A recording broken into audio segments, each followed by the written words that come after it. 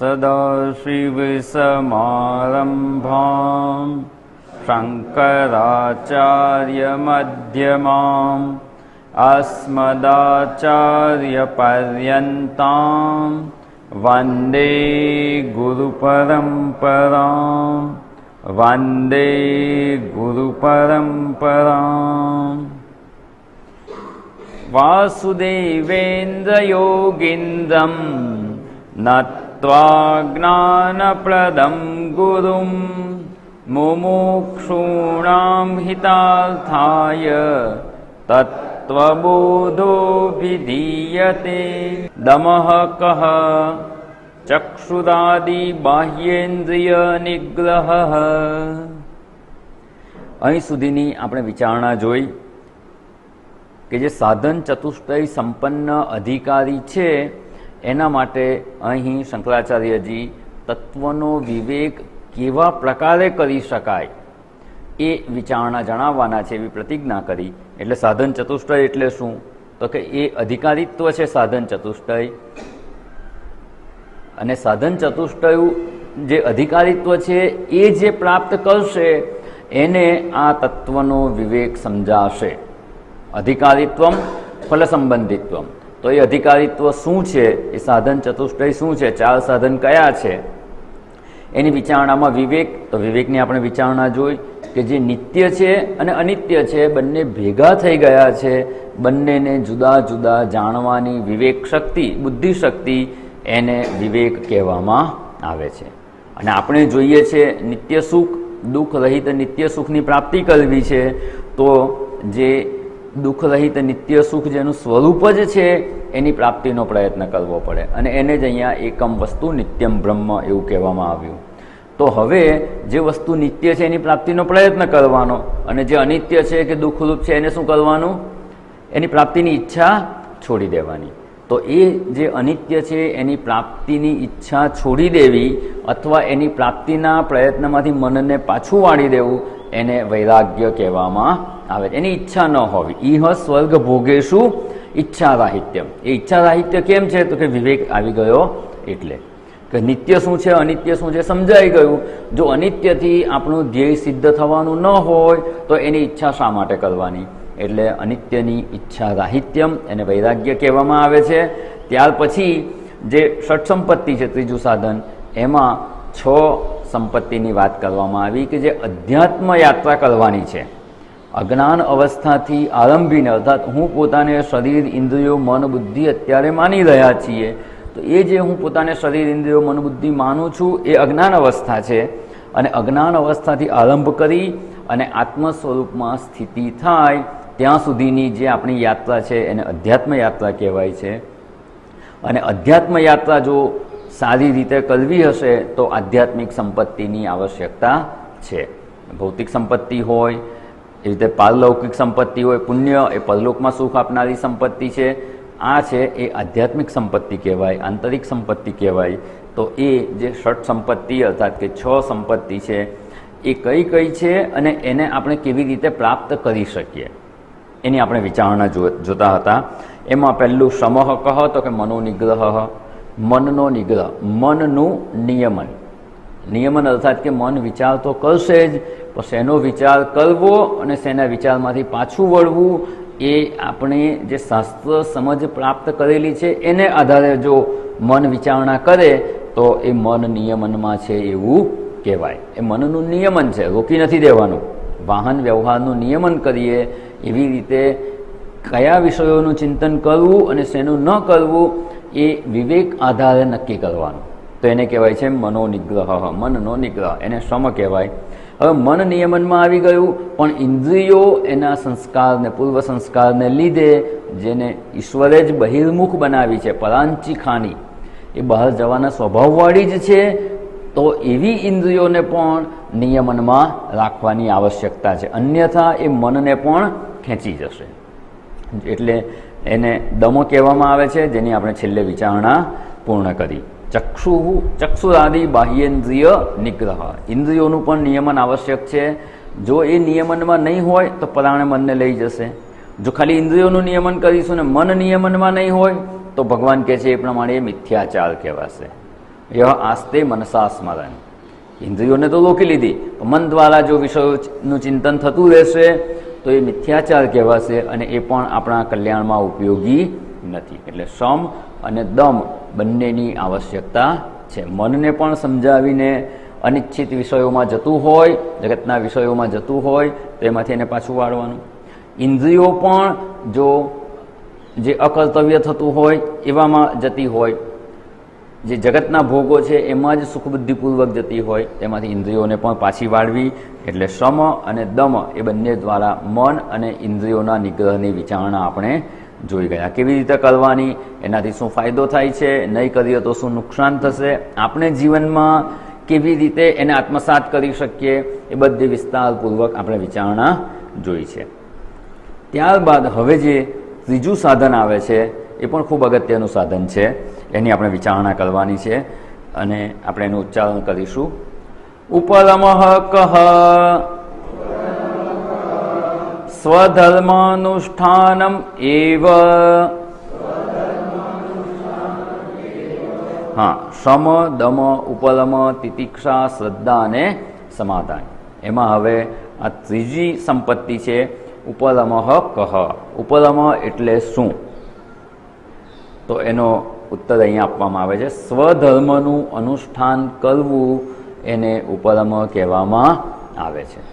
સ્વધર્મ, એમાં સ્વ એટલે કોનો ધર્મ, ધર્મ એટલે શું, એનું અનુષ્ઠાન કરવું એટલે શું, અને એવકાર શા માટે છે, આ વિચારણા આપણે થોડીક અહીંયા કરીશું. પહેલાં તો ઉપરમઃ શબ્દનો અર્થ સમજી લઈએ. ઉપ સમીપે એટલે નજીકમાં.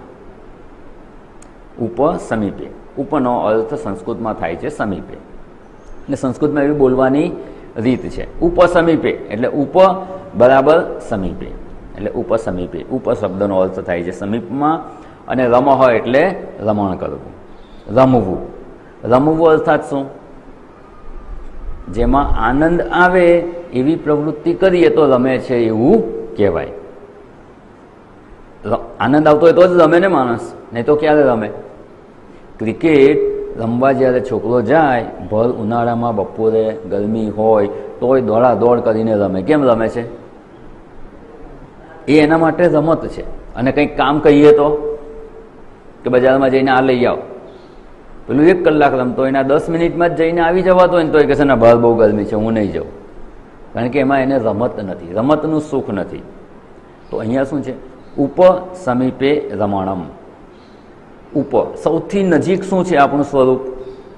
તો કે આત્મ સ્વરૂપમાં જ રમણ કરવું, એને જ શ્રેષ્ઠ ઉપરમ કહેવામાં આવે છે. આ સાધ્ય કક્ષાનું છે. આ દરેક સંપત્તિ છે ને એક સાધ્ય કક્ષાની હોય અને એક સાધક કક્ષાની હોય. સાધન રૂપે હોય ને સાધ્ય રૂપે હોય. તો ઉપરમનું આપણે અનુષ્ઠાન કરવાનું છે, તો કેવી રીતે કરવાનું એની વિચારણા તો જોઈશું. પણ એનો શ્રેષ્ઠ અર્થ એ છે કે જ્યારે આ ઉપરમ પૂર્ણપણે આપણને પ્રાપ્ત થઈ જાય તો એનું સ્વરૂપ કેવું હોય? તો કે આત્મ સ્વરૂપમાં રમણ કરે. આત્મ સ્વરૂપમાં જ સુખ મળે એમ છે, બીજે ક્યાંય સુખ મળી શકે તેમ નથી. એવો નિશ્ચય થઈ અને આત્મ સ્વરૂપનું સુખ જો આપણે પ્રાપ્ત કરી શકીએ, એમાં જ સુખ શોધીએ, તો એને ઉપરમ કહેવામાં આવે છે. અને ઉપશબ્દ તો બધે જ આ અર્થમાં વપરાય છે. ઉપનિષદ, ઉપ એટલે સમીપે, ની એટલે નિતાંત, અને શ્રદ્ધાતુનો અર્થ જે અજ્ઞાનથી મુક્તિ કરાવી, અવિદ્યા દૂર કરીને આત્મ સ્વરૂપમાં ગતિ કરાવે, એ અર્થ તો ઉપનિષદમાં આપણે જોતા હોઈએ છીએ. પણ ઉપ એટલે સમીપે. તો અહીંયા ઉપરમનો અર્થ છે સ્વધર્મ અનુષ્ઠાનમ એવ.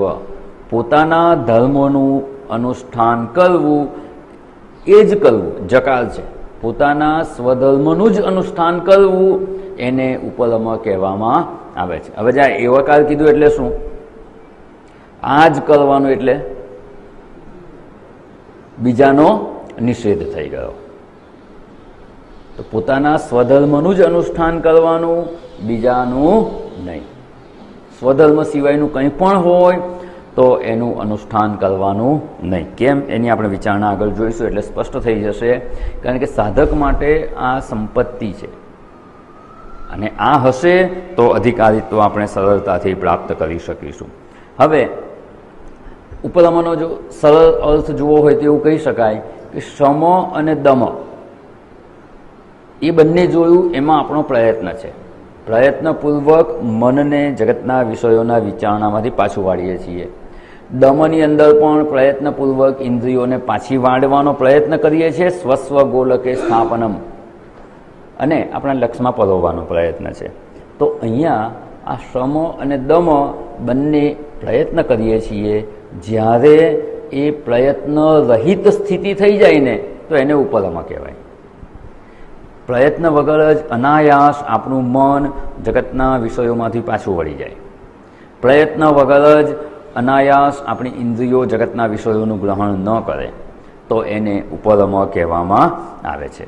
એટલે આ સદ્ય કક્ષાની ઉપરમતા છે કે જે અનાયાસ જગતના વિષયોના ચિંતન અને ઇન્દ્રિયોની જગતના વિષયોની પ્રવૃત્તિમાંથી મન પાછું વળી જાય છે. અને જો આવું થાય તો એ શ્રેષ્ઠ ઉપરમ કહેવામાં આવે છે. એટલે હવે આ સ્વાભાવિક રીતે જો પાછું વળી જાય તો એ શ્રેષ્ઠ ઉપરમ કહેવાય. શરૂઆતમાં શ્રમ અને દમ માટે વિશેષ પ્રયત્નની આવશ્યકતા હોય છે. ધીમે ધીમે જેમ એનો પ્રયત્ન વધતો જાય એમ એ આપણને સાધ્ય થતું જાય છે. સરળતાથી આપણે મન અને ઇન્દ્રિયોને પાછી વાળી શકીએ અને જગતના વિષયોમાંથી પાછા વળેલા મન અને ઇન્દ્રિયો જ્યારે આવી રીતે સહજતાથી શાંત થઈ જાય તો આપણે મનને આત્મ સ્વરૂપમાં એકાગ્ર કરી શકીએ. મન સરળતાથી અંતર્મુખ બની શકે. જગન આવૃત્ત ચક્ષુ ઉપસમીપે રમણમ ઉપરમઃ. અને આપણે આ રમતે શબ્દ એકવાર ભગવદ્ ગીતાનો એક શ્લોક જોયો હતો, એમાં આવી ગયો યેહિ સંસ્પર્શજા ભોગા દુઃખયોનય એવતે આદ્યંતવંત કૌંતેય ન તેષુ રમતે બુધઃ. જે બુદ્ધ કે જ્ઞાની પુરુષ છે એ આ દુઃખની યોની એવા આદિને અંતવાળા જે વિષય ભોગ છે, ઇન્દ્રિયો દ્વારા જે વિષયોનો ભોગ થાય એને સંસ્પર્શજા ભોગા કહેવામાં આવે છે. ઇન્દ્રિયોનો સ્પર્શ થાય છે વિષયોને અને ભોગ થયો. આંખ દ્વારા ચક્ષુ ઇન્દ્રિય જે વિષયો સુધી જાય, રૂપનું ગ્રહણ કરે તો ચક્ષુ ઇન્દ્રિયનો રૂપ વિષયનો જે સ્પર્શ છે એને જ ભોગ કહેવામાં આવે છે. આ એની ટેકનિકલ વ્યાખ્યા છે. ભોગ થયો એટલે શું? ઇન્દ્રિયોનું એના વિષયોને સ્પર્શ થયો. ખાલી માત્ર આપણી સ્પર્શેન્દ્રિય દ્વારા સ્પર્શ કરીએ છીએ એને જ સ્પર્શ નથી કહેવાતો. ચક્ષુ ઇન્દ્રિય પણ જો કોઈક રૂપને જુએ, કોઈક આકારને કે રંગને જુએ તો ચક્ષુ ઇન્દ્રિય દ્વારા એનો સ્પર્શ થયો. શ્રવણેન્દ્રિય જો શબ્દને ગ્રહણ કરે તો શબ્દોનો એને સ્પર્શ થયો કહેવાય. ને એવા જે ભોગ છે એ દુઃખની યોની છે, એમાંથી દુઃખ જ ઉત્પન્ન થશે. શરૂઆતમાં ભલે એવું લાગે કે સુખરૂપ છે આ વિષય ભોગ, પણ અંતે એ દુઃખ જ ઉત્પન્ન કરનાર, એટલે દુઃખ યોની કહ્યું. અને તેમાં તેષુ ન રમતે બુધઃ. બુધ એટલે જ્ઞાની, જેને આ શાસ્ત્રની સમજ છે તે તેષુ ન રમતે, એનો ભોગ કરતા નથી. અહીંયા પણ એ જ અર્થમાં તો જેને આપણે અહીંયા સમજવાનું છે. અને આગળ જે સાધક માટે આમાં શું ઉપદેશ છે ને શું આપણા માટે ઉપયોગી અર્થ છે એ સમજીશું ત્યારે આ વસ્તુ વધારે સ્પષ્ટ થઈ જશે. તે શું ન રમતે? ન રમતે એટલે શું? રમણ કરતા નથી, સુખબુદ્ધિપૂર્વક પ્રવૃત્ત થતા નથી. એનો અર્થ એવો નથી કે એનો ગ્રહણ જ ના કરે.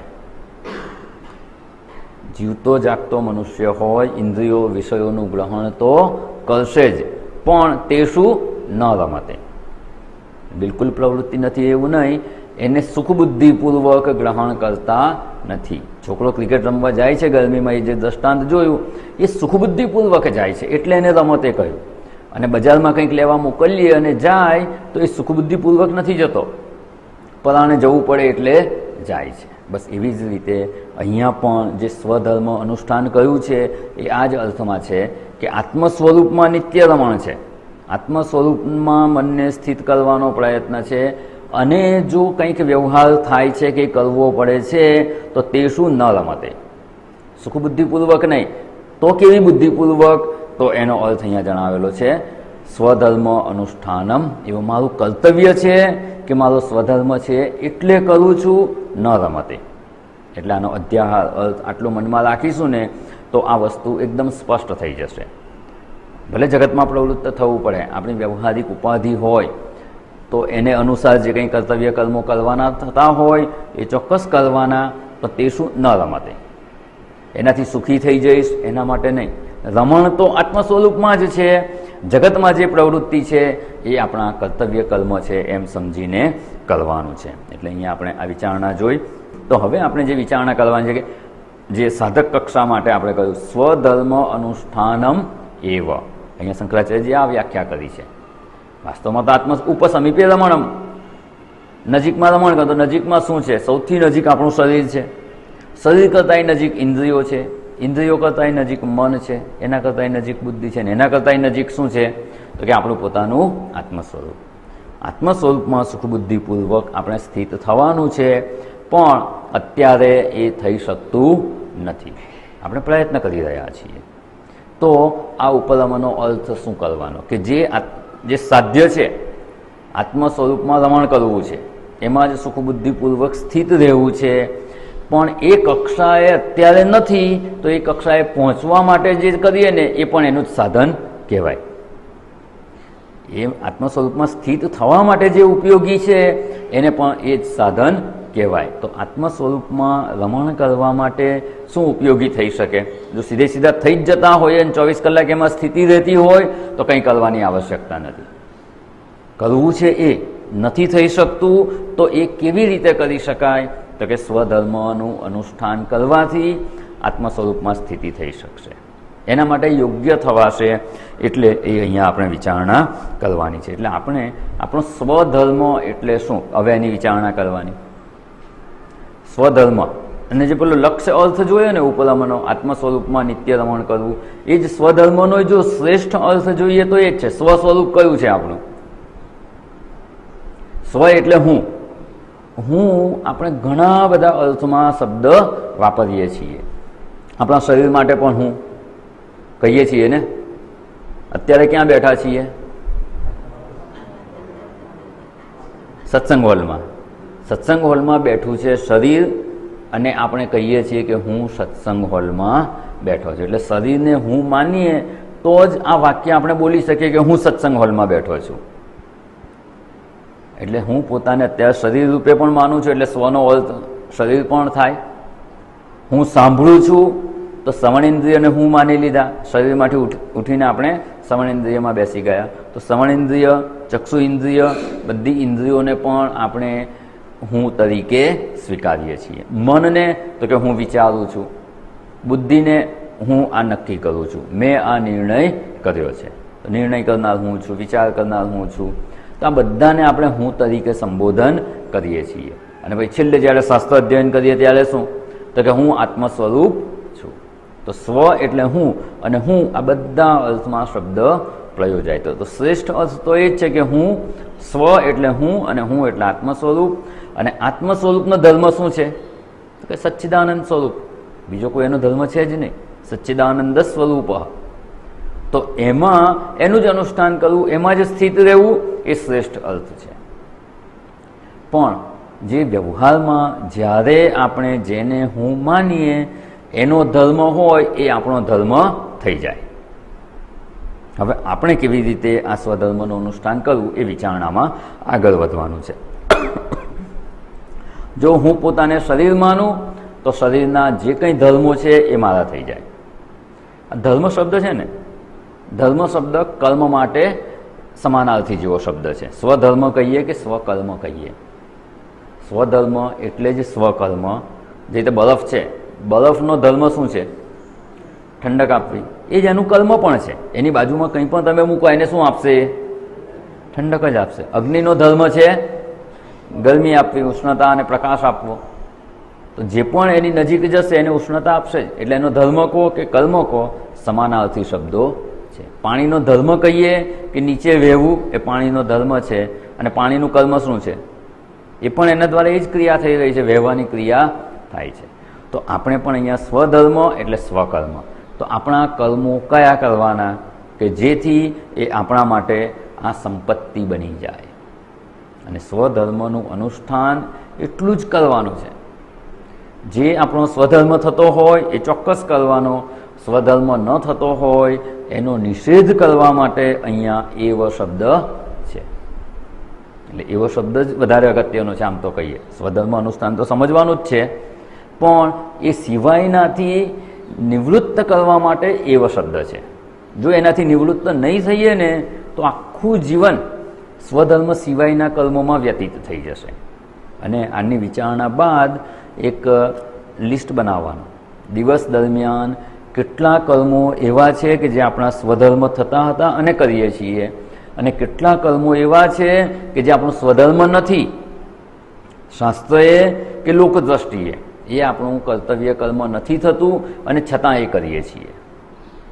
અને ત્યારે સમજાશે કે જીવનનો મોટા ભાગનો સમય આપણો આ સ્વધર્મ સિવાયના કર્મોમાં જાય છે. અને એક મુમુક્ષુ તરીકે જો એ સમય આપણે બચાવી શકીએ ને તો એ સમયનો આપણે અધ્યાત્મ માર્ગમાં ઉપયોગ કરી શકીએ. અને બીજું, સ્વધર્મ સિવાયની જે પ્રવૃત્તિ કરીએ છીએ એનાથી આપણા મનમાં જે નેગેટિવ સંસ્કાર આવે છે, રાગ દ્વેષ પ્રવેશે છે, એ પણ બંધ થઈ જશે. એટલે એ રીતે પણ એ ઉપયોગી છે. એટલે અહીંયા આપણે હું કોને માનીએ છીએ ને એ પ્રમાણે આપણો સ્વધર્મ નક્કી થશે. એક તો આપણી શરીર પોતાને માનીએ, ઇન્દ્રિયો મન બુદ્ધિ માનીએ છીએ તો એને લગતા જે કંઈ ધર્મો છે એ પણ આપણા થાય છે. સ્વવર્ણાશ્રમ ધર્મ, આપણા પોતાના વર્ણ અને આશ્રમ અનુસાર પણ કેટલાક આપણા સ્વધર્મ બની જાય છે. વર્ણ કયા કયા છે? બ્રાહ્મણ, ક્ષત્રિય, વૈશ્ય અને શુદ્ર. અને આશ્રમ કયા? પહેલું જ વાનપ્રસ્થ આવી જાય.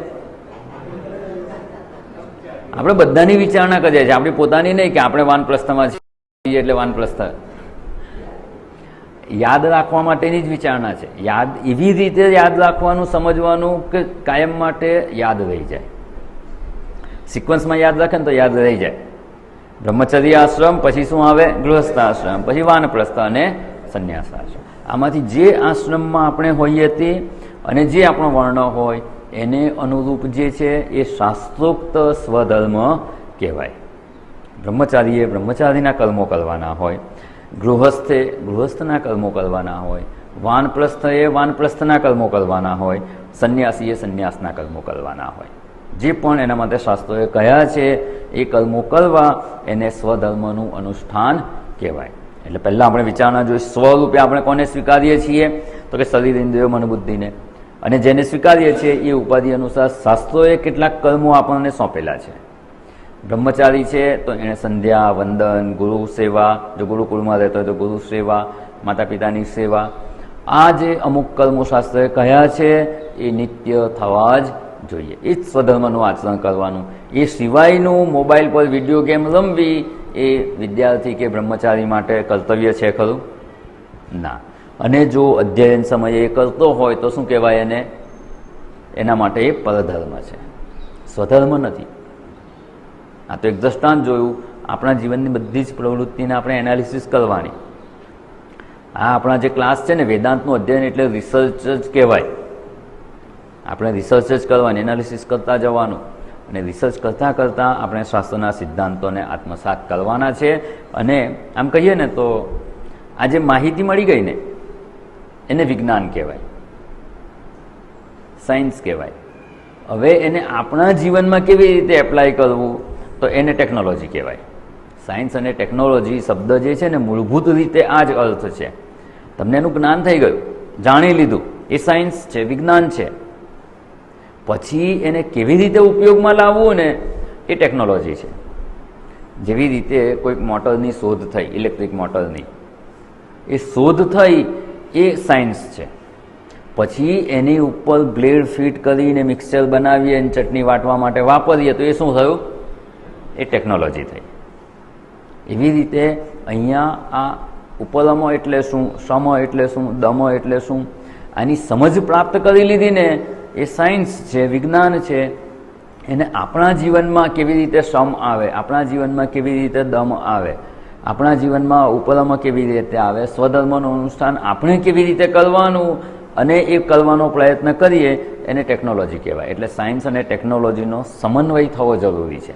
જો એ ના હોય ને તો એ સાયન્સ કોઈ ઉપયોગનું જ નથી.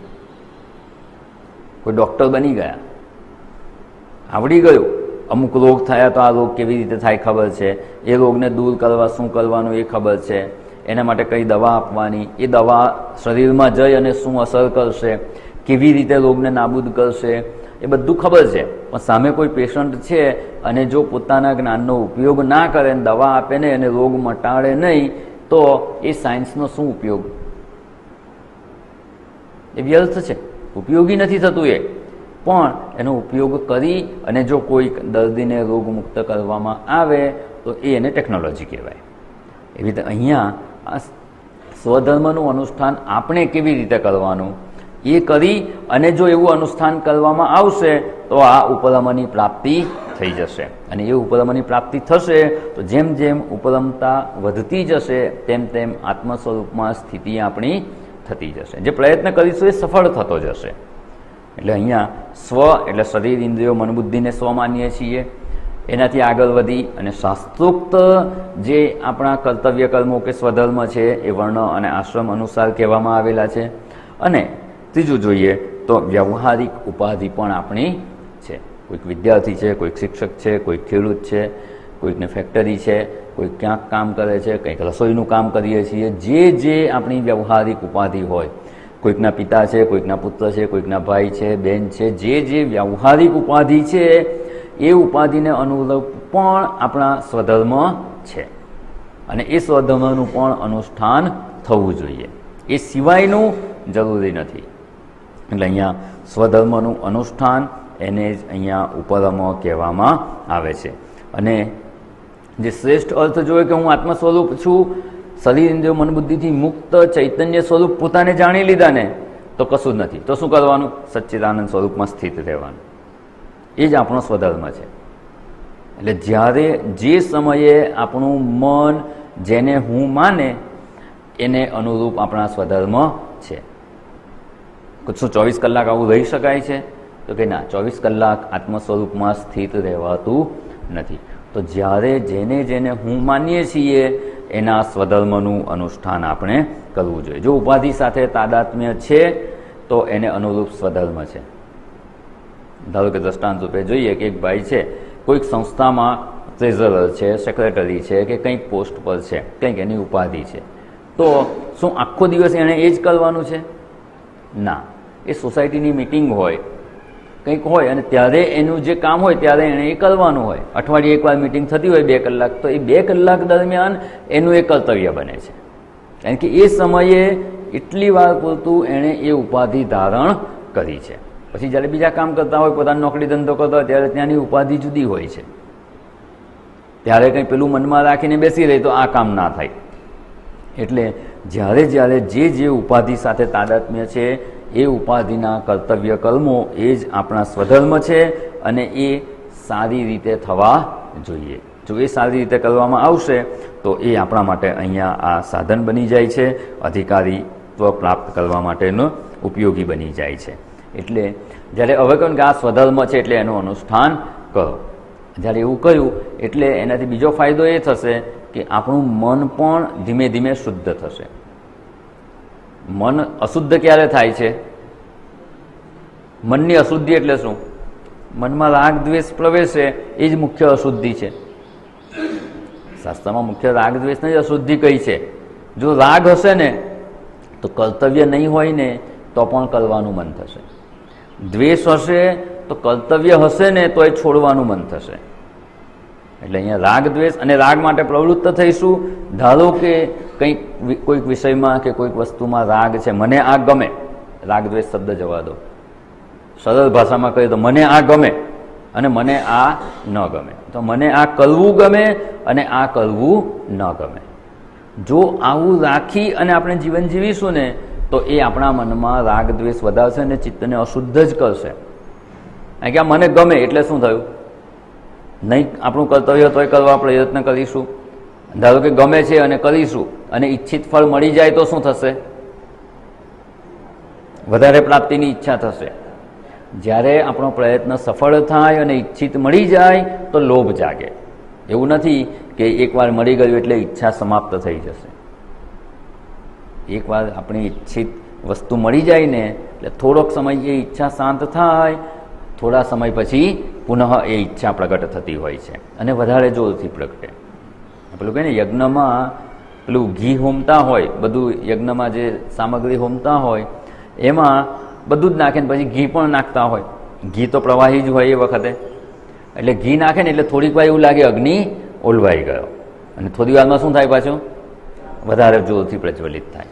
એટલે આપણી ઈચ્છા પણ જો ઈચ્છિત પ્રાપ્ત થઈ ગયો તો થોડાક સમય સમાપ્ત થઈ જાય એવું લાગે આપણને, અને થોડા સમય પછી પુનઃ ઈચ્છા વધારે વેગથી પ્રજ્વલિત થાય. એટલે અહીંયા આ રાગ થયો, મને આ ગમે છે એટલે હું કરું છું, તો એનાથી જે ઈચ્છિત ફળ મળી જશે તો થોડા સમય પછી એમાં ફરી ઈચ્છા ઉત્પન્ન થશે, અને ઈચ્છા વધતી જશે, અને એને જ લોભ કહેવામાં આવે છે, વધારે ને વધારે પ્રાપ્તિની ઈચ્છા. જો ઈચ્છા પૂરી થવામાં કંઈક વિઘ્ન આવે, વિઘ્ન આવે તો શું થશે? ક્રોધ આવશે. આપણી ઈચ્છા પૂર્તિના પ્રયત્નમાં કોઈ પણ પ્રકારે જો કોઈ વિઘ્નરૂપ બને ને, એક તો પહેલાં એના પ્રત્યે દ્વેષ થશે કે આને જ મારું કામ બગાડ્યું, આને લીધે જ મને ઈચ્છિત ફળ મળતું નથી, આને લીધે જ મને નુકસાન થયું. તો જે નિમિત્ત બનશે ને એના પ્રત્યે મનમાં દ્વેષ આવશે, અને આપણી ઈચ્છા પૂરી નહીં થાય તો ક્રોધ આવશે. ઈચ્છિત પ્રાપ્ત થશે તો એ પ્રાપ્ત થવામાં જે નિમિત્ત બનશે એના પ્રત્યે રાગ થશે, આસક્તિ થશે કે જો આને લીધે મને આ ફાયદો થયો, આને લીધે મારું કામ થઈ ગયું, આને લીધે મને આ વસ્તુ મળી, તો એના પ્રત્યે રાગ થશે. ઈચ્છિત નહીં મળે તો જે એમાં વિઘ્નરૂપ થશે એના પ્રત્યે દ્વેષ થશે, એટલે રાગ અને દ્વેષ વધતા જશે. અને ઈચ્છિત મળતું જશે તો એમાં લોભ થશે, ઈચ્છિત નહીં મળે તો ક્રોધ ઉત્પન્ન થશે. આમ રાગ દ્વેષ બે બધા જ દુર્ગુણોને લઈને આવે છે, અને એટલે આપણા શાસ્ત્રોમાં કહેવાય છે કે સ્વધર્મનું અનુષ્ઠાન કરવાનું, પછી એ ગમે કે ના ગમે. પુત્ર તરીકે આપણું જે કર્તવ્ય હોય એ કરવાનું, પિતા તરીકે, માતા તરીકે કે કોઈ પણ ઉપાધિ અનુસાર જે આપણું કર્તવ્ય થતું હોય એ કરવાનું, પછી એ ગમે કે ન ગમે. આ એક સૂત્ર જેવું વાક્ય છે, યાદ રાખી લેવાનું. જો ઉપરામતા સિદ્ધ કરવી હશે તો ગમે છે એટલે કરું, ના ગમે એ ના કરું, તો પશુવત જીવન છે. પશુને એવું જ છે, ગમે તે કરે, ના ગમે તે ના કરે. મનુષ્ય તરીકે વિશેષતા શું છે?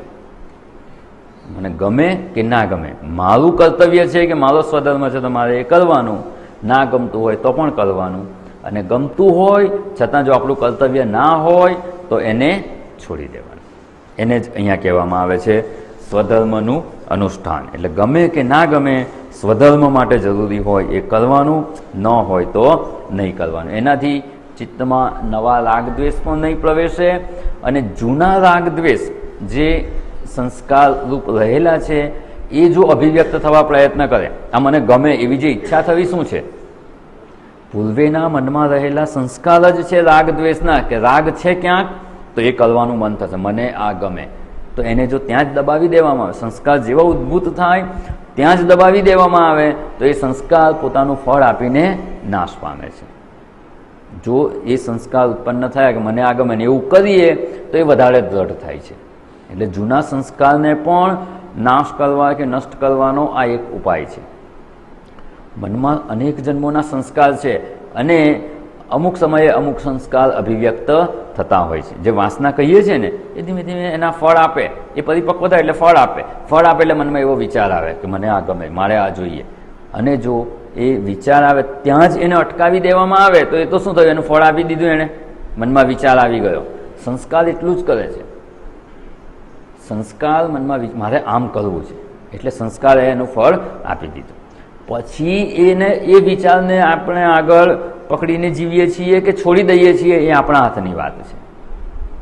મનમાં સારા કે ખરાબ એ સંસ્કારને લીધે વિચારો તો ઉત્પન્ન થશે જ. ધારો કે આટલું સમજી લીધું કે સ્વધર્મ જ કરવો છે, તો શું સ્વધર્મના જ વિચારો આવશે? ના, સ્ટોર હાઉસમાં તો બધું પડેલું જ છે, વિચારો તો બધી જ જાતના આવશે. એટલે કોઈ વાર એવો અફસોસ પણ નહીં કરવાનો કે મને આવા ખરાબ વિચારો કેમ આવે છે, ન કરવાના વિચારો કેમ આવે છે. એ આપણા હાથની વાત જ નથી. અંદર જે સંસ્કાર પડેલા છે એનાથી એવા વિચારો તો આવશે જ. આપણું કર્તૃત્વ શું બને છે? તો કે જ્યારે એવો વિચાર ઉત્પન્ન થયો ત્યારે એને અનુસરવું કે નહીં અનુસરવું એટલી જ સ્વતંત્રતા આપણને આપેલી છે. મનુષ્ય તરીકે આપણને કર્મ કરવાની સ્વતંત્રતા છે. એટલે શું? સ્વતંત્રતા કયા સ્ટેજ પર છે? વિચાર ઉત્પન્ન થવામાં સ્વતંત્રતા નથી. વિચારો તો એ સંસ્કાર પરિપક્વ થાય એટલે વિચાર આવે, પછી જો એને અનુસરીએ તો એ માર્ગે આપણી પ્રગતિ થશે, નહીં અનુસરીને ત્યાં છોડી દઈશું તો એ સંસ્કાર ત્યાં સમાપ્ત થઈ ગયા. પણ ધારો કે એક વિચાર આવે કે આમ કરવું છે, અથવા કોઈ કે આપણું નુકસાન કરે એમ થાય કે એને તો આમ કરી નાખું ને તેમ કરી નાખું, આ વિચાર આવે ત્યારે આપણી સ્વતંત્રતા છે. કોઈ કે કંઈક આપણું નુકસાન કરે તેના પર ક્રોધ આવે, ગુસ્સો આવે, વિચાર તો મનમાં આવે કે આને આમ કરી નાખું, પછી એ વિચાર પર આગળ વધવું કે ન વધવું એ કોણ નક્કી કરશે? એ આપણે નક્કી કરવાનું. અને એટલી જ સ્વતંત્રતા છે. એકવાર તમે એવું જો નક્કી કરી લીધું ને કે ના ના બરાબર એ છે જ એવું, એને એકવાર તો મારે પાઠ ભણાવવો જ છે, કાયમ આવું કરે છે, જો આ વિચારને તમે પકડી, આમ કહીએ ને કે એનું પૂછડું પકડીને આગળ વધ્યા તો પછી તમારી એ માર્ગે પ્રગતિ થઈ જ જશે. પછી એમાંથી પાછું વળવું મુશ્કેલ છે. પછી આપણા હાથમાં નથી, પછી સ્વતંત્ર નથી આપણે. પછી એના પર વધારે વિચાર થાય, એને આમ જ કરવું છે તો કેવી રીતે કરવું, એને આમ કરવું તેમ કરવું, એ વિચારણા આગળ ચાલશે ને એ વિચાર એટલો જ દ્રઢ થશે કે એ કર્મમાં પરિવર્તિત થઈ જશે અને એવું આચરણ થઈ જ જશે. ત્યારે સ્વતંત્રતા નથી. એટલે જ્યારે મનુષ્યને કર્મ કરવાની સ્વતંત્રતા છે એવું જ્યારે કહેવામાં આવે ત્યારે એટલું સ્પષ્ટ સમજી લેવાનું કે આ સ્વતંત્રતા કયા સ્ટેજ પર છે. જો સાચી કે ખોટી વિચારણામાં એકવાર આગળ વધી ગયા ને એ વિચારને અનુમોદન આપી દીધું અને એ વિચારણામાં આગળ વધી ગયા પછી એવું વર્તન થઈ જ જશે. અને આપણે ઘણીવાર જોતા હોઈએ છીએ કે સારા માણસ હોય, સમાજમાં સારી પ્રતિષ્ઠા હોય, તોય ક્યારેક ખોટું આચરણ એનાથી થઈ જતું જોવામાં આવે છે. અને ત્યારે વિચાર આવે કે આવું આચરણ એણે કેમ કર્યું, આવું થવું ના જોઈએ, છતાં એવું આચરણ થઈ જાય છે. કારણ કે જ્યારે વિચારણા ઉત્પન્ન થાય, વિચાર ઉત્પન્ન થાય, પૂર્વના સંસ્કાર અનુસાર જ્યારે મનમાં કોઈ પણ વિચાર ઉત્પન્ન થાય ત્યારે એને અનુસરવું કે નહીં અનુસરવું, જો એ વખતે થોડાય ગાફેલ રહ્યા તો એ પ્રમાણેની પ્રવૃત્તિ થઈ જ જશે. એટલે કર્મ કરવામાં સ્વતંત્રતા છે એ માત્ર આ વિચારના સ્તરે જ છે એવું કહીએ તો પણ ચાલે. એકવાર વિચાર દ્રઢ થઈ જાય ને, આ વિચાર પણ એની દ્રઢતા જુદી જુદી હોય છે, એને જુદા જુદા નામથી ઓળખવામાં આવે છે. કામના હોય, ઈચ્છા હોય, પછી એને તૃષ્ણા કહેવાય. એ અત્યારે આપણો વિષય નથી, પણ ક્યારેક એ વિષય આવશે ત્યારે એની પણ વિચારણા કરીશું કે મનમાં ઉત્પન્ન થયેલા જે વિચાર કે ઈચ્છા છે એને ક્યાં સુધી આપણે કંટ્રોલ કરી શકીએ. ધારો કે ચોમાસામાં ઘાસ ઉગી ગયું, એમાં એક કાંટાનો છોડ કે બાવળનો કાંટો પડ્યો હતો અને કાંટાવાળો છોડ એક ઉગે છે, એને ક્યાં સુધીમાં તમે કાઢી શકો? પહેલાં ઉગે ત્યારે કેટલું હોય? આટલું જ. જમીનમાંથી નીકળે, ફણગો ફૂટે ત્યારે કાઢવું હોય તો કશું નહીં, નવરા બેઠા આમ કરો ને નીકળી જાય. પછી ધારો કે આટલું મોટું થયું તોય તમે આમ પકડશો તો નીકળી જશે. ધારો કે 1 ફૂટનું થઈ ગયું તોય થોડુંક આમ ખેંચશો તો તમે એકલા કોઈ પણ હથિયાર વગર તમે એને કાઢી શકશો. થોડોક પ્રયત્ન વધારે જોઈશે. પેલું આમ કાઢી લેતા હતા એવી રીતે નહીં નીકળે, થોડાક પ્રયત્નથી નીકળશે. પણ ધારો કે તમે ધ્યાન ના આપ્યું અને એ બાવળનું મોટું ઝાડ થઈ ગયું, હવે તમારે કાઢવું છે તો પછી જઈને હલાવશો તો નીકળશે ના, પછી મુશ્કેલ છે. બસ એવું જ આપણી વિચારણાના સ્તરે જે મનમાં વિચાર ઉત્પન્ન થાય છે ને, કેવો વિચાર આવે છે ને, ઇટ્સ ઇમમટીરિયલ. વિચાર તો ગમે તે આવશે અને ગમે તે વિચાર આવે ને ક્યારેય એનો અફસોસ નહીં કરવાનો. નહીં તો ઘણા લોકોને અમે જોયા છે, મને આવા વિચારો જ કેમ આવે છે, મને આવા વિચારો જ કેમ આવે છે. એટલે ભાઈ જે અંદર સ્ટોર રૂમમાં છે એ જ આવવાનું ને. આપણે ધારો કે રૂમમાં તમે બેઠા છો, તમારા ડ્રોઈંગ રૂમમાં છો, તમારે કંઈક કામ યાદ આવે ને તમારે બહાર જવું છે. બહાર જવા માટે તમે બારણા સુધી ગયા અને જેવું બારણું ખોલવા જાઓ છો અને ખબર પડી કે બારણું તો કોઈએ બહારથી બંધ કરી દીધું છે. હવે શું કરવાનું? ત્યાંથી પાછા વળીને બેસશો ને, ભાઈ ફોન લઈને કોઈને ફોન કરશો કે ભાઈ બહારથી બારણું બંધ છે, ખોલી આપ. એના માટે તમે પાછા તો વળશો ને. પાછા વળશો તો તમને શું દેખાશે? જેવો તમારો ડ્રોઈંગ રૂમ છે ને એવો જ દેખાશે. એમાં ખુરશી હશે તો ખુરશી દેખાશે, ટેબલ હશે તો ટેબલ દેખાશે, વ્યવસ્થિત સજાવેલું હશે તો વ્યવસ્થિત સજાવેલું દેખાશે, અને બધું જેમ તેમ રફે દફે પડેલું હશે તો કેવું દેખાશે? બસ આપણું પણ એવું જ છે. જ્યારે આ મનમાંથી વિચારો, કારણ કે જે અંદર છે એ જ આપણને દેખાવાનું છે, એ જ અભિવ્યક્ત થાય છે પાછા ફરીએ એટલે. અહીંયા પણ આપણા મનમાંથી પૂર્વે જન્મેના એટલા બધા સંસ્કારો વાસના રૂપે પડેલા છે, એમાંથી ગમે ત્યારે ગમે તે અભિવ્યક્ત થઈ શકે છે. કારણ કે આપણે જે સંસ્કાર ભેગા કરેલા છે, અને એ જ્યાં સુધી એનું ફળ નહીં આપે ત્યાં સુધી ત્યાં રહેવાના જ છે. તો એ વિચાર ઉત્પન્ન થાય એનો વાંક નથી. વિચાર ઉત્પન્ન થયા પછી એને આપણે અનુસરવું કે નહીં અનુસરવું. એટલે અહીંયા જે આપણે કહીએ છીએ ને કે મને ગમે કે ન ગમે, આપણું કર્તવ્ય થતું હોય તો કરવાનું. જો મને ગમે એમ કરી અને કર્તવ્ય ન થતું હોય છતાં એની પાછળ જો પ્રયત્ન કરીશું તો એ ઉપરમની પ્રાપ્તિ કરાવશે નહીં. અને ઉપરમની પ્રાપ્તિ નહીં કરાવે તો જે થોડો ઘણો સમ અને દમ પ્રાપ્ત કરેલો છે ને એ પણ જતો રહેશે.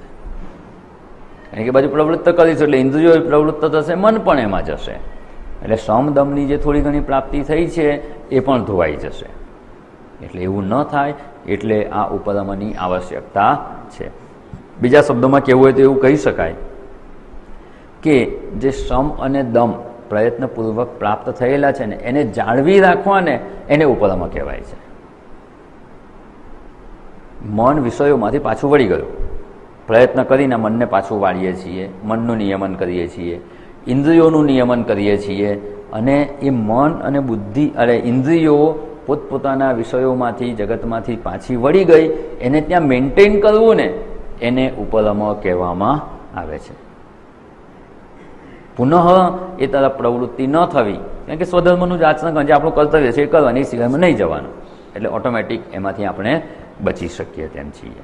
એટલે ઉપરમ અર્થાત કે જે શ્રમ અને દમ પ્રયત્ન કરીને જે સાધ્ય કરેલું છે એને મેન્ટેન કરવું. મેડિકલની ભાષામાં કહેવું હોય તો એવું કહી શકાય કે રોગ થયો છે ને એ રોગને દૂર કરવા માટે ટ્રીટમેન્ટ કરવી પડે, દવા લેવી પડે. તો રોગને દૂર કરવા માટે જે દવા લેવી ને એને શ્રમ અને દમ કહેવાય. પછી ફરી રોગ ના થાય એના માટે વેક્સિન મૂકવામાં આવે ને. એ રોગ થયો હોય ત્યારે નહીં, ક્યારે મૂકવાની? ફરી રોગ ના થાય એના માટે. એટલે ઘણીવાર શું છે, અમુક પ્રિવેન્ટિવ મેડિસિન હોય છે કે એ લો ને એટલે રોગ ના થાય. એટલે એકવાર રોગમાંથી મુક્ત થઈ ગયા, ફરી એ રોગ ના થાય એના માટે કેટલીક દવા હોય છે. એવું આ ઉપરમનું છે. માત્ર સ્વધર્મનું અનુષ્ઠાન કરો એટલે શ્રમ અને દમ જેટલો પ્રાપ્ત કર્યો છે એ ટકી રહેશે. એટલે અહીંયા જે શ્રમ અને દમ દ્વારા જે મનની સ્થિતિ પ્રાપ્ત થઈ છે એને ટકાવી રાખવી એને ઉપરમ કહેવામાં આવે છે. અને એ જ વસ્તુ શંકરાચાર્યજી વિવેક ચૂડામણીમાં પણ ખૂબ સરસ રીતે સમજાવે છે. બાહ્યાનાલંબનમ વૃત્તેઃ એષો ઉપરતિઃ ઉત્તમા. બાહ્ય અનાલંબનમ, બાહ્ય વિષયનું આલંબન ન લેવું. વૃત્તિ, મનની વૃત્તિ બાહ્ય વિષયનું આલંબન ન લે એને ઉત્તમ ઉપરતિ કહેવામાં આવે છે. બાહ્ય વિષયનું આલંબન ન લેવું એટલે શું? બાહ્ય વિષયોમાં જાય નહીં. બાહ્ય કયા વિષયોમાં ના જાય? સ્વધર્મ સિવાયના વિષયોમાં જાય નહીં. સાધક કક્ષાએ જો સમજવું હોય તો સ્વધર્મ સિવાયના વિષયોનું મન ચિંતન જ ના કરે. મનની વૃત્તિ બાહ્ય વિષયનું આલંબન ન લે એટલે શું? સ્વધર્મ સિવાયના વિષયોમાં મન જાય જ નહીં. એટલે જે શ્રમ દમ દ્વારા પ્રાપ્ત કરેલી સ્થિતિ છે એ મેન્ટેન રહે. સ્વધર્મ છે એટલું જાય, કારણ કે આપણે જાગતા છીએ, જીવતો જાગતો માણસ કશું જ ના કરે એ તો સંભવ જ નથી, સિવાય કે જ્ઞાનનિષ્ઠ છે. તો શું કરશે? કે એની જે જીવન વ્યવહારના કર્મો છે અથવા એના જે કર્તવ્ય કર્મો થતા હશે એ કેવી સમજપૂર્વક કરવાના એની આવશ્યકતા. કર્મો તો કરીએ જ છીએ, અત્યારે કરીએ છીએ, આ જાણી લઈશું પછી પણ કર્મો કરવાના. કર્મો થતા રહેશે. કર્મો થાય છે એની પાછળની આપણી વિચારણા માત્ર બદલવાની છે. અને વિચારણા બદલાઈ જશે તો આપણી આ અધ્યાત્મ માર્ગે પ્રગતિ ખૂબ સરળતાથી થઈ શકે તેમ છે. એટલે મન આ બાહ્ય વિષયોનું આલંબન ન લે એ કેવી રીતે બને? બાહ્ય વિષયોમાં જાય જ નહીં એ કેવી રીતે બને? સાવ ન જાય એ સંભવ નથી. આપણા માટે સાધક કક્ષાએ એ સંભવ નથી. તો શું કરવાનું? તો જ્યાં જાય છે ને એને આપણે થોડોક કંટ્રોલ કરી લેવાનું. ક્યાં જવાનું એનું થોડું સ્પેસિફિક કરી કે આટલી વસ્તુમાં જવાનું. અને એને જ અહીંયા કહેવાય છે સ્વધર્મનું અનુષ્ઠાન. પોતાનું સ્વધર્મ થતો હોય, સ્વકર્મ થતું હોય, કર્તવ્ય કર્મ થતું હોય, એમાં જ આપણું મન જાય તો એને પણ ઉપરમ કહેવામાં આવે છે. પેલું શ્રેષ્ઠ છે એ અત્યારે આપણું સામર્થ્ય નથી કે આત્મ સ્વરૂપમાં કાયમ માટે સ્થિત થઈ શકાય, તો શું કરવાનું? મિનિમમ આટલું જ કરવાનું. અને એટલું કરવાથી આપણું જીવન ચાલી જતું હોય તો એનાથી વધારે જે પરધર્મ છે એનું સેવન કરવાનું નહીં. અર્થાત કે જે આપણા કર્તવ્ય કર્મ ન થતા હોય એમાં પ્રવૃત્તિ કરવાની જરૂર નથી. તો મન બાહ્ય વિષયોમાં જાય છે કે? હવે આગળ વિચારણા કરીએ. આપણે આ સિદ્ધ કરવું છે ને, આપણે પ્રાપ્ત કરવું છે કે આપણું મન બાહ્ય વિષયોમાં જાય નહીં. વૃત્તેહ એટલે મનની, મનસઃ વૃત્તેહ બાહ્ય અનાલંબનમ, બાહ્ય વસ્તુનું, બાહ્ય વિષયોનું વૃત્તિ આલંબન ન લે એવું આપણે ઈચ્છીએ છીએ. બરાબર? સ્પષ્ટ છે ને આટલું? વૃત્તેહ બાહ્ય અનાલંબનમ, આ આપણે ઈચ્છીએ છીએ. આવી ઉપરતિ આપણે એષા ઉત્તમા ઉપરતિ. વૃત્તેહ બાહ્ય અનાલંબનમ એષા ઉત્તમા ઉપરતિ. આપણે આવું કરવું છે. થાય છે ખરું એવું? તો કે ના, એવું થતું નથી. સ્વધર્મ સિવાયનું હોય એ પણ કરવાનું મન થઈ જ જાય છે અને એમાં પ્રવૃત્તિ થઈ જ જાય છે. તો શું કરવાનું? તો વિચારણા કરવાની છે કે આવું થાય છે કેમ? બાહ્ય વિષયો જે આપણા કર્તવ્ય નથી છતાં એમાં કેમ મન જતું રહે છે? એમાં વૃત્તિની પ્રવૃત્તિ કેમ થાય છે? શા માટે વૃત્તિ એનું ચિંતન કરે છે અને એમાં પ્રવૃત્ત થઈ જવાય છે? આટલું કહી દીધું અને એક સમજદાર માણસને કીધું કે આ કરવાનું ને આ નહીં કરવાનું, એટલું કહી દેવાથી થઈ જાય ને. ઓફિસમાં કોઈ માણસ કામ કરતા હોય એને કહી દે એના બોસ કે તારે આટલું કરવાનું છે, આ નથી કરવાનું, તો શું કરે? જે કહ્યું હોય આખો દિવસ એ કરવાનું, નથી કરવાનું એ નથી કરવાનું. આપણે ફેક્ટરી હોય માણસને કહ્યું કે આ જોબ છે, આ અર્જન્ટ છે, પહેલાં આનું પર કામ કરવાનું, અને પેલું છે એનું અર્જન્ટ નથી, એને અઠવાડિયા પછી કરીશું. ધારો કે એટલું કહી દીધું, પછી શું કરશે આખો દિવસે? જે અર્જન્ટ છે એમાં કામ કરશે ને પેલામાં નહીં કરે. તો એ માણસ એટલું સમજે છે, તો આપણે કેમ નથી સમજતા?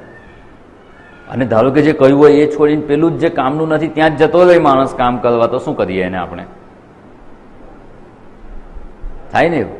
તો શું કરવાનું? આપણું મન એવું જ છે, જેને કહ્યું છે કે આ જ કરવાનું તો એ કરવું નથી ને બીજે જાય છે. તો મન જે બાહ્ય વિષયમાં નથી જવા દેવું એમાં કેમ જાય છે? એવું કેમ કરે છે? તો કે પેલું કામ બહુ અઘરું લાગે છે અને આ એને કરવામાં રસ છે, એને કરવાનું ગમે છે, એ કરવામાં એને આનંદ આવે છે, એટલે એ કરે છે. આ સીધું લોજિક છે. જો શાસ્ત્રના શબ્દોમાં કહીએ તો એવું કહી શકાય કે જ્યાં જ્યાં મનને સુખબુદ્ધિ જણાશે ને ત્યાં ત્યાં મન જશે જ. પરધર્મનું સેવન કેમ થાય છે? કર્તવ્ય નથી છતાં આપણે એ કેમ કરીએ છીએ? અને દિવસ દરમિયાન વિચાર કરજો, ખૂબ અગત્યની વિચારણા છે.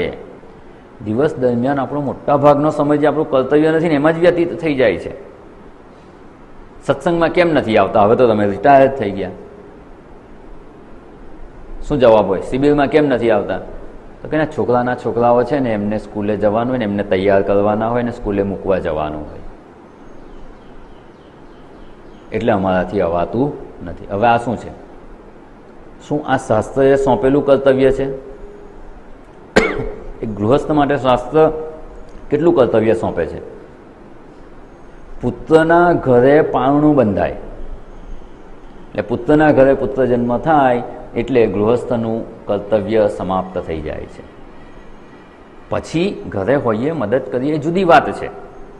પછી પોતાના કલ્યાણ માટે જે વાનપ્રસ્થ જીવન છે, વનમ પ્રતિ પ્રસ્થાનમ, વાનપ્રસ્થમ, વનમ બ્રહ્મ, વન તરફ પ્રસ્થાન કરવાનું. સામાન્ય રૂઢિગત અર્થ એ છે વન એટલે જંગલ, જંગલમાં જઈને રહેવાનું, તપશ્ચર્યામય જીવન જીવવાનું.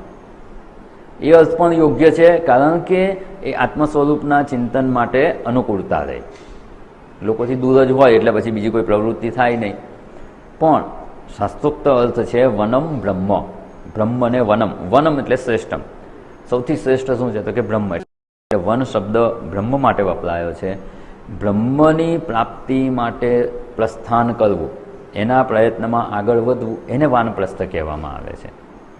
અને વાનપ્રસ્થમાં હોય એટલે ગૃહસ્થના કર્તવ્ય ના હોય, તો એ પ્રયત્ન થવો જોઈએ.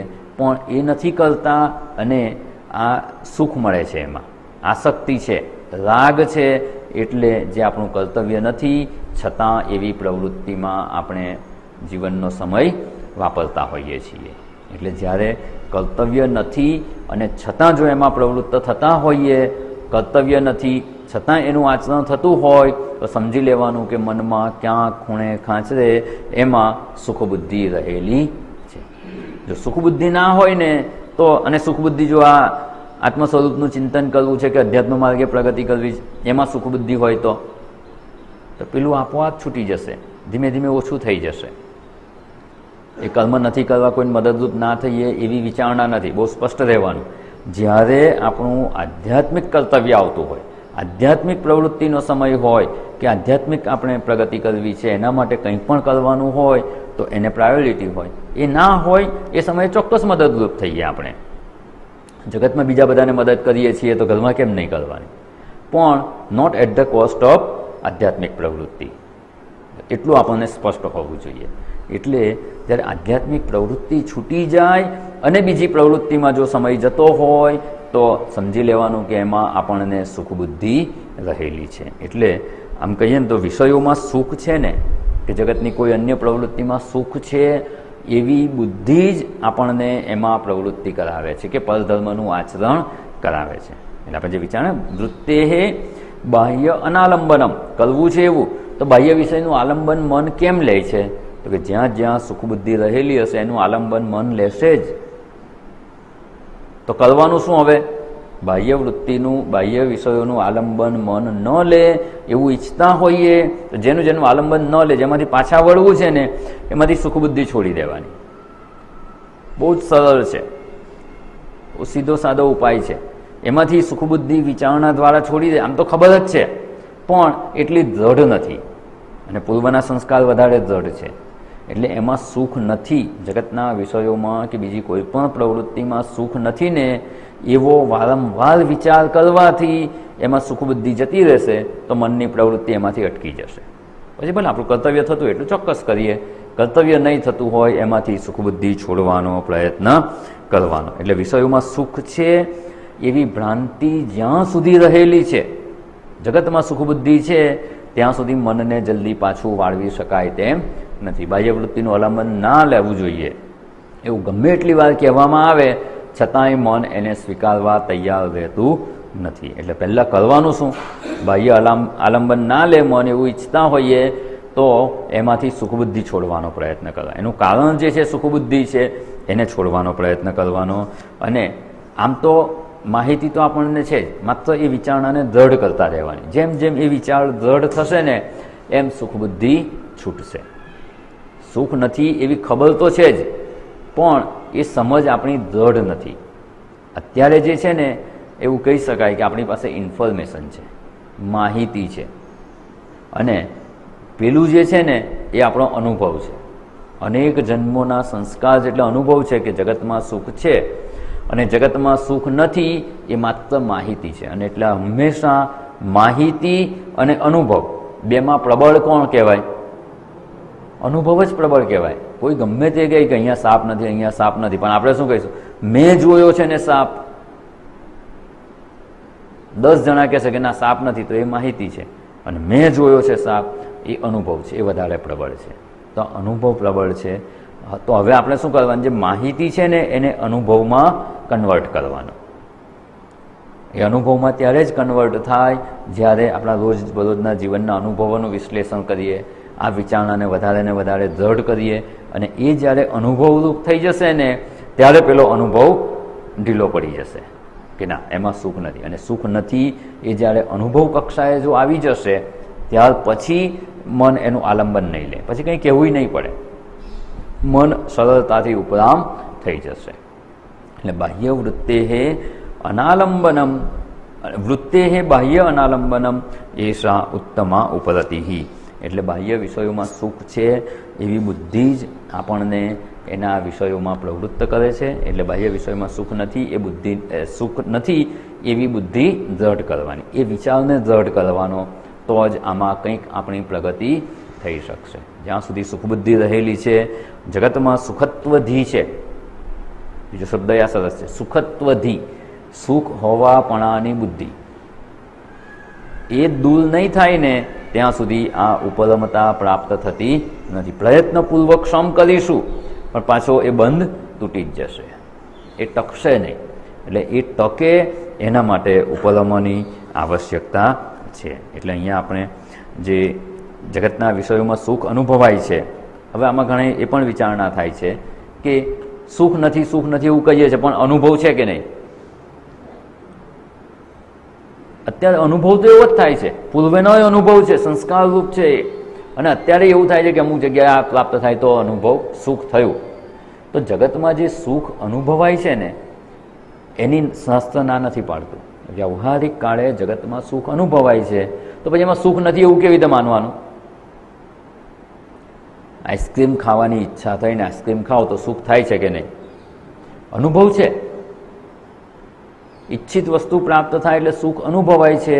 અને શાસ્ત્ર કહે છે કે જગતના વિષયોમાં સુખ નથી. એ વિચારને દ્રઢ કેવી રીતે કરવાનો? રોજબરોજના અનુભવથી આપણે જે નિશ્ચય કરેલો છે અને શાસ્ત્રનો નિશ્ચય જુદો પડે છે, તો એ આપણો અનુભવ છે એને કેવી રીતે નેગેટ કરવાનો, એને કેવી રીતે નકારવાનો? તો એક જ સાદી વિચારણા કરી લેવાની. પૂર્વે એને એકવાર આપણે વિસ્તારપૂર્વક જોઈ ગયા છીએ, ખાલી યાદ કરી લઈએ કે અહીંયા પણ એ વિચારણા ઉપયોગી છે. તો કે જ્યારે જગતના કોઈ પણ પદાર્થની પ્રાપ્તિથી, ઈચ્છિત વિષયની પ્રાપ્તિથી સુખ અનુભવાય છે એ વાત એકદમ સાચી, શાસ્ત્ર એની ના નથી પાડતું. પણ એ સુખ અનુભવાય છે અને જે નિશ્ચય કરીએ છીએ ને કે આ મને પ્રાપ્ત થયું એટલે સુખ થયું, આ વિષયમાં સુખ છે ને એ નિશ્ચય આપણો ખોટો છે. સુખ અનુભવાય છે એ વાત સાચી, આ વિષય પ્રાપ્તિથી સુખ અનુભવ, આઈસ્ક્રીમ ખાધું એટલે સુખ થયું ને એ નિશ્ચય ખોટો છે. એટલે સુખ અનુભવીએ, સુખ અનુભવવાનું, સુખી થવાનું ના નથી. નિશ્ચય આપણે બદલી નાખવાનો. આ આઈસ્ક્રીમ ખાધું એટલે સુખ નથી થયું. આઈસ્ક્રીમ ખાધું અથવા ઈચ્છિત પદાર્થ પ્રાપ્ત થયો એટલે એની અતૃપ્ત ઈચ્છા હતી, એ ઈચ્છા સમાપ્ત થઈ ગઈ.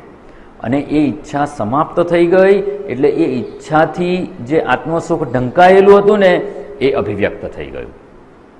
અત્યારે ધારો કે આ મોબાઈલનું કવર છે, અહીંયા આ મૂકેલું છે, આ અત્યારે આપણને જણાય છે. અતૃપ્ત ઈચ્છા એનું આવરણ કરી દે છે. પછી શું અતૃપ્ત ઈચ્છા ઉત્પન્ન થઈને જો એ અતૃપ્ત છે તો આપણને આત્મ સ્વરૂપ જણાશે ને એ ઈચ્છા જ જણાશે. અને જ્યારે એ વસ્તુની પ્રાપ્તિ થાય ત્યારે પછી આ અતૃપ્ત ઈચ્છા રહેતી નથી. અને અતૃપ્ત ઈચ્છા ના રહે એટલે શું જણાય છે? જે એની નીચે ઢંકાયેલી વસ્તુ હતું એ જણાય છે. એવી રીતે અતૃપ્ત ઈચ્છાથી આત્મસુખ તો હતું જ, પહેલાં શાંતિથી જ બેઠા હતા, સુખી જ હતા. ઈચ્છા થઈ આઈસ્ક્રીમ ખાવું છે એટલે આત્મસુખ ઢંકાઈ ગયું. અને અતૃપ્ત ઈચ્છા આપણને પ્રવૃત્ત કરાવે છે, દુઃખી કરે છે. અને જ્યારે ઈચ્છાની પૂર્તિ થાય ત્યારે અતૃપ્ત ઈચ્છા ન રહેતા જે સુખ ઢંકાઈ ગયું હતું એ સ્પષ્ટ જણાય છે. એટલે જણાય છે તો આત્મસુખ જ. વિષયોની પ્રાપ્તિ થાય ત્યારે જે સુખ અનુભવાય છે ને એ આત્મસુખ જ છે. પણ આ પૂરી વિચારણા ન કરી હોવાથી એને વિષય સુખ માની લેવામાં આવે છે. વિષયોમાં સુખ છે એવો નિશ્ચય થઈ જાય છે. અને વિષયોમાં સુખ છે એવો નિશ્ચય થવાથી પુનઃ એમાં મનને પ્રવૃત્ત કરાવે છે. એટલે બાહ્ય અનાલંબનમ જે કહ્યું, વૃત્તે હે બાહ્ય અનાલંબનમ, તો જ્યારે બાહ્ય વસ્તુની પ્રાપ્તિથી, ઈચ્છિત વિષયની પ્રાપ્તિથી સુખ અનુભવાય ને ત્યારે આપણા નિશ્ચયને સુધારવાનો પ્રયત્ન કરવાનો, સુખ અનુભવવાનું. સુખ અનુભવીએ ત્યારે વિચારવાનું કે આ વસ્તુ પ્રાપ્ત થઈ એટલે નથી થયું, એ વસ્તુ પ્રાપ્ત થઈ એટલે એની ઈચ્છા સમાપ્ત થઈ ગઈ, અતૃપ્ત ઈચ્છા સમાપ્ત થઈ ગઈ એટલે ભલે ગમે તે નિમિત્તે પ્રાપ્ત થયું અનુભવાય છે તો આત્મસુખ જ. અને આત્મસુખ જ અનુભવાય છે. આ નિશ્ચયને દરેક વખતે દ્રઢ કરવાનો પ્રયત્ન કરતા રહીશું તો એ જ આપણા માટે મુખ્ય સાધના થઈ જશે. એનાથી થશે શું કે વિષયોમાં સુખ બુદ્ધિ નીકળતી જશે. કંઈક પણ કોઈ પણ પ્રકારનું સુખ મળે ને અનુભવાય ને તો ચોક્કસ પ્રયત્ન કરીએ સુખ અનુભવવાનું અને વિચારણા કરવાની કે આ સુખ કેમ અનુભવાય, તો કે આત્મસુખ જ અનુભવાયું છે. બસ આ નિશ્ચયને પાકો કરતા રહેવાનું. વિષયમાં સુખ નથી, ભલે વિષયના નિમિત્તે જે ઢંકાઈ ગયેલું સુખ હતું એ અભિવ્યક્ત થયું, સુખ અનુભવાયું છે તો આત્મસુખ જ છે, વિષયોમાં સુખ નથી. આટલો વિચાર કાયમ જો રિપીટ કરતા રહીશું ને તો જગતમાંથી સુખ બુદ્ધિ જતી રહેશે. જગતમાંથી સુખ બુદ્ધિ દૂર થશે તો એનું પછી મન આલંબન લેશે નહીં. વૃત્તેહે બાહ્ય અનાલંબનમ એષા ઉત્તમા ઉપરતિઃ. એની આપણે વિચારણા જોઈ. થોડીક જે હવે સ્વધર્મનું અનુષ્ઠાન કેવી રીતે કરવાનું, કેવા કર્મોનું અનુષ્ઠાન કરવાનું, કેવી સમજપૂર્વક અનુષ્ઠાન કરવાનું, અને એ આપણી જીવન પદ્ધતિ બની જવી જોઈએ. જીવન તો જીવવાનું જ છે, સવારે ઉઠીએ ત્યાંથી રાત સુધી જીવન તો જીવીએ જ છીએ, કર્મો કરીએ જ છીએ. એ કર્મો કેવી સમજપૂર્વક કરવાના, કેવા કર્મો કરવાના કે જેથી એ આપણા માત્ર સ્વધર્મનું જ આચરણ બને, એ સિવાયના કર્મોનું આચરણ થાય નહીં.